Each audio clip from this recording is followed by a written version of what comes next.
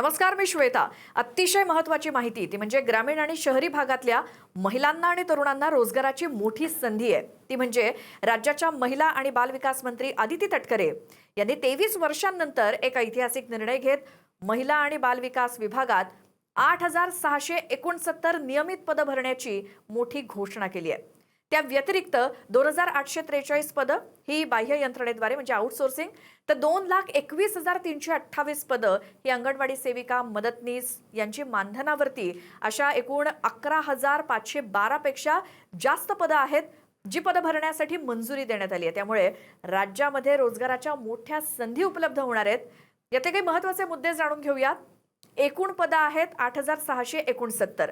त्यामध्ये 2,843 पदं ही बाह्य यंत्रणेनं भरली जातील, तर 2,21,328 पदं ही अंगणवाडीसाठीची असतील. ही पदं महिला आणि बालविकास विभागासाठी असून तब्बल 23 वर्षांनंतर विभागाच्या रचनेमध्ये मोठे बदल करण्यात आलेत आणि विभागीय सक्षमीकरणावरती भर दिला जातोय. तर ही पदभरती अंगणवाडी सेविका, मदतनीस, पर्यवेक्षिका आणि इतर जागांसाठी आहे.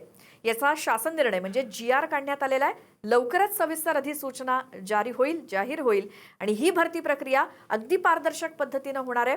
ग्रामीण आणि शहरी भागातल्या महिला आणि तरुणांना याचा मोठा फायदा होणार आहे, असं आदिती तटकरे यांनी सांगितलंय.